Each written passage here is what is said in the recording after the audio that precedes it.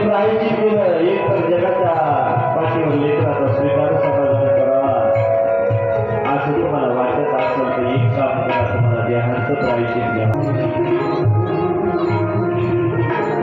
बापाचं महत्व काय असतं ते बाप सोडून गेल्याच्या नंतर कळतं. बापाची छाया आम्हाला भेटली नाही,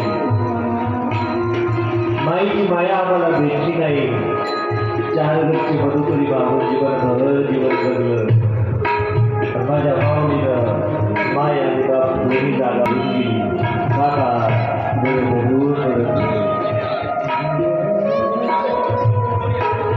आणि बघितलं तर विश्व घडली आज काय नवं. जगाचा मालक सुद्धा नाही. प्रश्न विचारला, देवा का रडता?